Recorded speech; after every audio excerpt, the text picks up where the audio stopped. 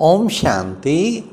आज सुनते हैं 2 अक्टूबर की अव्यक्त मुरली का मुरली मंथन। आज ये हमारा सौभाग्य है। 2 अक्टूबर 1977 को हमें ईश्वरीय ज्ञान मिला। हम इसको कहते हैं अलौकिक जन्म। तो कितना सुंदर दिन, प्यारे बाबा का वो स्मृतियाँ याद आ जाती हैं कि इस दिन प्यारे बाबा ने हमें अपना बना लिया। तो आज की मुरली का टाइटल है ब्राह्मण जीवन अर्थात श्रेष्ठ भाग्य अधिकारी। सारी मुरली भाग्य पर।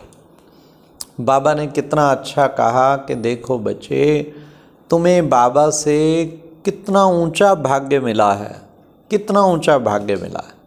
सोचो, क्यों? अनादि बाप व आदि ब्रह्मा द्वारा तुम्हें जन्म मिला। जन्म ही तुम्हारा कितना भाग्यशाली है, जो स्वयं भगवान के द्वारा जन्म, आदि ब्रह्मा के द्वारा जन्म। बाबा ने कहा इस नशे में रहो, कितना ऊंचा ये भाग्य मिला है। फिर बाबा ने कहा देखो बच्चे, बाबा भाग्य की अगर लिस्ट निकालो ना, बहुत बड़ी लिस्ट है। हाँ, पहले तो बाप, टीचर, सतगुरु की भाग्य की लिस्ट। बाप बनकर पालना दे रहे हैं, हम ईश्वरीय पालना में पल रहे हैं। बाबा ने कहा श्रीमत ही पालना है। जो बाबा की बाप रूप से इतनी श्रीमत मिलती है, यही पालना है। तो कितना बड़ा भाग्य, स्वयं भगवान के हाथों से हमारी पालना हो रही है।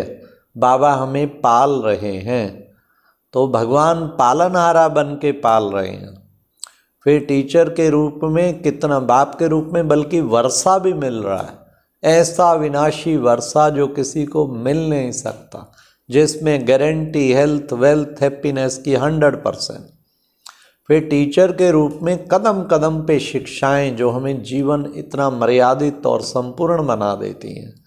तो टीचर के रूप में भी कितना बड़ा हमें भाग्य मिला। फिर सतगुरु के रूप में कदम कदम पर वरदान मिले। वरदान तो इतने मिले हैं, बाबा ने कहा जो पूरा ब्राह्मण जीवन भी वरदानों से पल सकते हैं और पल रहे हैं।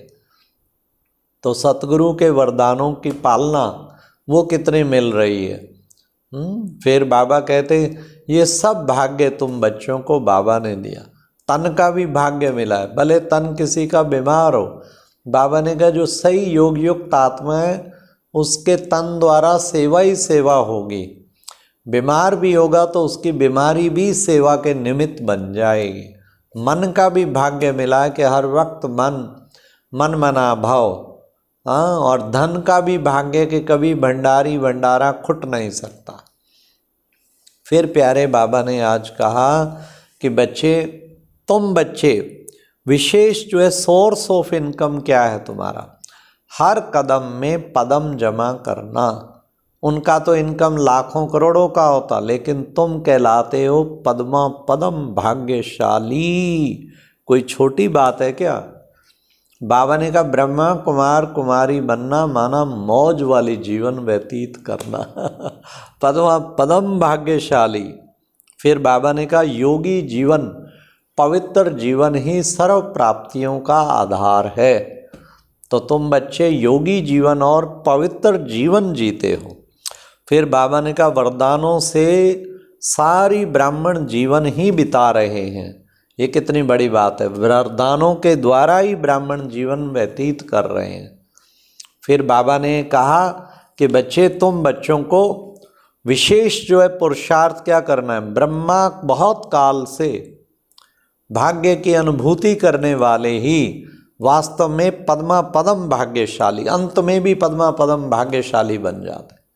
यानी कि कभी स्मृति आए, बहुत सारा दिन भाग्य की स्मृति रहे, तो अंत में भी पद्मा पदम भाग्यवान बनेंगे। ये बाबा की गारंटी है। फिर बाबा ने कहा जितना भाग्य को, जितना बाप ने भाग्य उतना से देखा, उतना बच्चे नहीं देखते। बाप ने देखा भाग्य, लेकिन बच्चे नहीं देख रहे।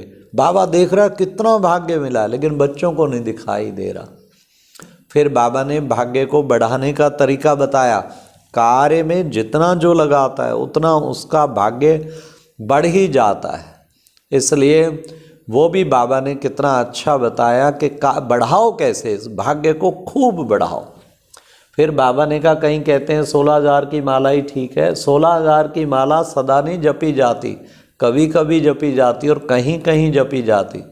लेकिन ये भाग्य की माला तो बाबा ने कहा कौन जपता है, ये 108 की माला सदा जपी जाती है। इसलिए कम से कम 108 में आने का लक्ष्य रखना है। फिर बाबा ने कहा यथार्थ सेवा और यथार्थ याद के द्वारा निर्विघ्न बनते हैं, औरों को भी निर्विघ्न बनाते हैं। श्रेष्ठ भाग्य के गीत गाते रहो तो खुशी के खजाने बढ़ते रहेंगे, बढ़ते रहेंगे। श्रेष्ठ भाग्य के गीत गाने हैं। फिर बाबा ने कहा कि ब्राह्मणों का काम है खुश रहना और खुशी बांटना, खूब बांटो, खूब बांटो। फिर बाबा ने माया के लिए डबल लाख कहा, याद और निस्वार्थ सेवा। केवल सेवा नहीं, निस्वार्थ सेवा वास्तव में वही वास्तव में डबल लाख है। फिर बाबा ने कहा कोई भी बात की फीलिंग आना माना विघन आना। कभी बाबा कहते फीलिंग माना फेल।